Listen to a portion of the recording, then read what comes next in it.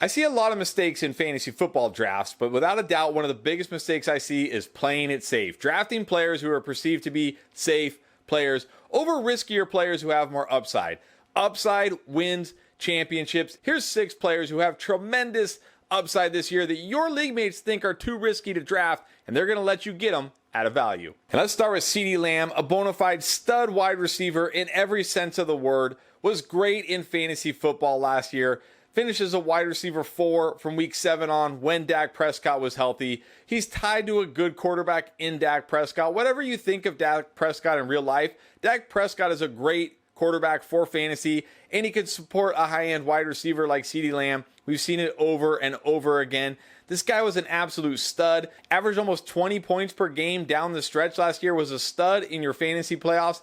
He's a guy who should be going in the first round of every single fantasy draft, and he doesn't. He's routinely going in the second round of most ESPN, Yahoo, and Sleeper leagues. Currently going as pick 16 on ESPN, pick 15 on Yahoo, and barely in the first round at pick 11 on Sleeper. This is a guy I've been talking about all offseason. He's entering year 4, which is prime wide receiver year. He's still developing. And if you look at him over his career, he's gotten better in every way since his rookie year. He's gone up in targets, receptions, yards, and touchdowns every year of his career.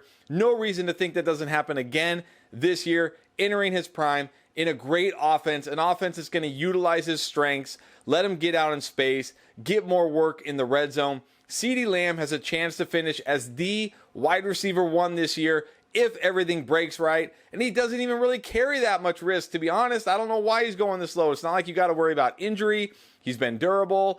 There's nothing really here to worry about. I don't know why CeeDee Lamb is never valued as highly as he should be. Maybe it's because he's a Cowboy. I don't know. But CeeDee Lamb is way undervalued in your fantasy leagues. Draft him. You'll be happy you did. You'll also be happy if you drafted Sun God, Amon-Ra St. Brown, who I can't believe is this low in fantasy drafts. I would happily take Amon-Ra St. Brown. In fact, I did happily take Amon-Ra St. Brown with the 11th pick in the Endgame draft that we did on Tuesday, which was a paid league, by the way. Amon-Ra St. Brown has true top 10, maybe even top 5 wide receiver potential this year, and it's like nobody realizes it or something.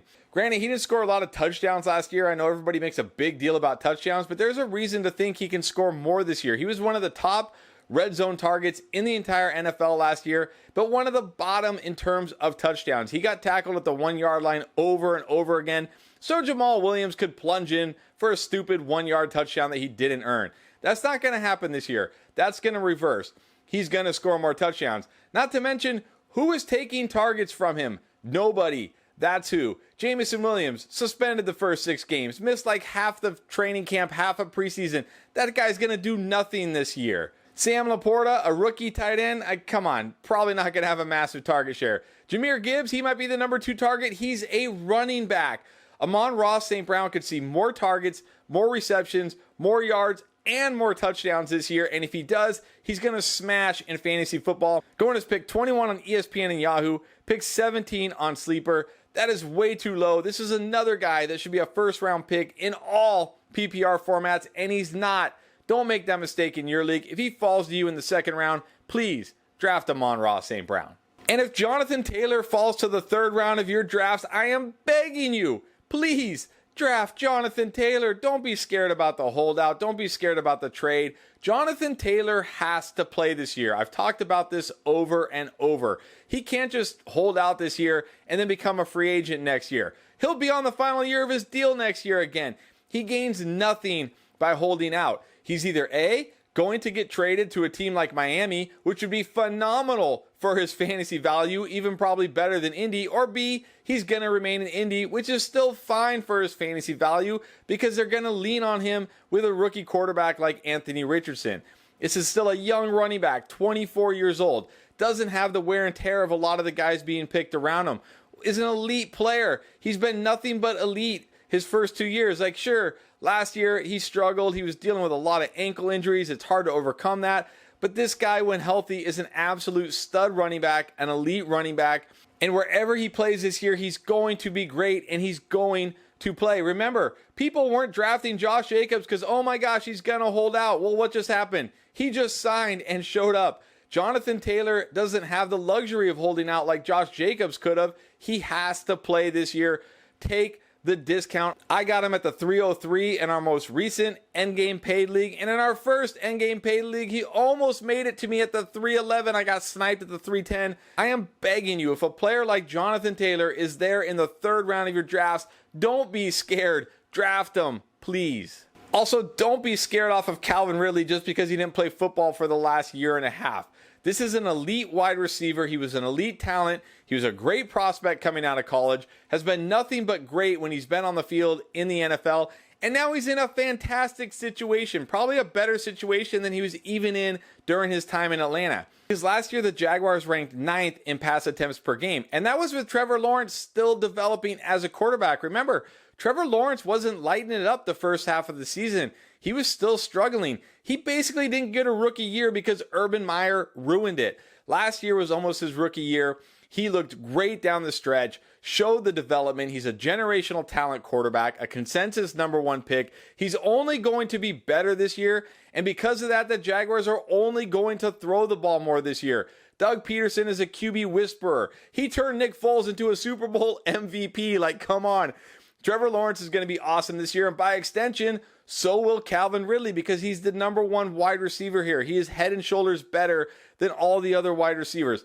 I like Christian Kirk. He's a great slot receiver, but he's not an alpha like Calvin Ridley. Same with Zay Jones. He's like a okay #2. Evan Engram, fine as a tight end, but he's a tight end. And they don't have anybody here like a monster pass catcher. Etienne will catch some passes. Maybe Bigsby will. But Calvin Ridley is going to get the biggest target share in this offense. He's going to get the biggest throws, the most touchdown upside of any of these pass catchers. Maybe anybody in this offense, to be honest. He's a stud, #1 wide receiver. Ridley currently going as pick 40 on ESPN, 42 on Yahoo, and 37 on Sleeper. That's just way too low for a guy this talented in this type of a situation. Calvin Ridley absolutely has the potential to be a top 5 wide receiver, at worst a top 10 wide receiver, and still people are scared to draft him because they haven't seen him play in a year and a half, even though everything points to him being an absolute stud this year. And people are also scared to draft Rhamondre Stevenson now because of Ezekiel Elliott. Really? Ezekiel Elliott, who was terrible last year, has been terrible for 3 years straight. Can't use that stupid knee excuse that people used 2 years ago. Oh, his knee was hurt. No, it's not his knee that's the issue. It's the fact that he has over 2,000 career touches. That is the kiss of death for running backs. It just is. This guy is beat to a pulp. The Cowboys ran him into the ground year after year. Look, Ezekiel Elliott was an elite running back at one time. I'm not over here knocking Ezekiel Elliott, but he's not that guy anymore. Not even close. Now, sure, he was good around the goal line last year. I will absolutely give him credit for that. But that doesn't impact Rhamondre Stevenson because he only scored 6 touchdowns last year. You weren't drafting Rhamondre Stevenson hoping for double-digit touchdowns. This isn't Derrick Henry where you're like, I need double-digit touchdowns from this guy. 6 touchdowns last year, RB10. Why? Because of his pass catching. 69 receptions last year. Zeke barely was used in the passing game at all last year. He hasn't really been used in the passing game much of his career, especially recently, because he has no juice left. There is no point throwing him the ball out in space. He's stuck in mud. He's a great downhill runner still. Get him in 3rd and short. Get him on the goal line. He's going to go forward. He's going to pick up that yard. That's fine. That's great. But that's not going to impact Rhamondre Stevenson enough.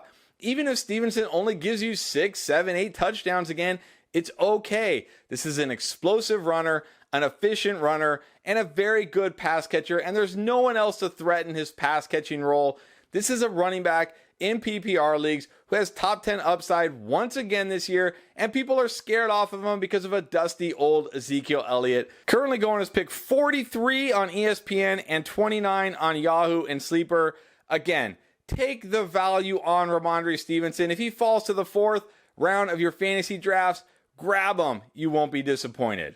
And then finally, people are scared to draft Amari Cooper every single year because, oh my gosh, he's so up and down. He's so volatile.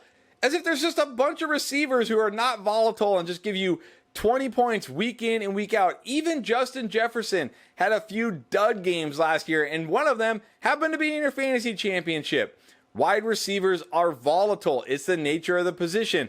They don't get 15, 20 touches a week. They might get 5 catches, 6 catches, and when they do, they're probably not going to give you a lot of points. But Amari Cooper had plenty of boom games last year, and I think he's going to have even more this year. Because remember, last year, he was playing with Jacoby Brissett, and then he was playing with a terrible Deshaun Watson. Watson will be better this year. He's going to bounce back. He's had a full offseason, a full training camp with this system, with the coaches, with these wide receivers. And even though I like Elijah Moore and I kind of like Donovan Peoples-Jones, and I do like Njoku as a tight end, Amari Cooper is a clear alpha wide receiver here. This kind of feels like a Calvin Ridley situation where, yeah, you got some other nice pass catchers, but there's one clear alpha, and it's Amari Cooper. He's still 29 years old, which for a wide receiver is still in the prime. We've seen plenty of wide receivers have one of, if not their best years, at age 29. Cooper Kupp comes to mind recently. 29-year-old wide receiver, had his best season ever.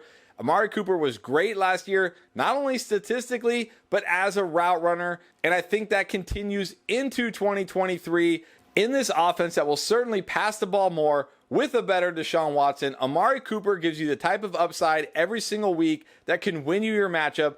And he's going as pick 46 on ESPN, 41 on Yahoo, 44 on Sleeper. So chances are he's your wide receiver 3, or if you're in a 2 wide receiver league, he's your flex. You want that boom upside in your wide receiver 3 and flex spot, because when he hits, you win your matchup. There's not a lot of players in this range that can win you weeks like Amari Cooper will, so don't be scared to draft him. So your league mates might be ignoring those players, but they also might be ignoring these 10 breakouts. Check them out right here.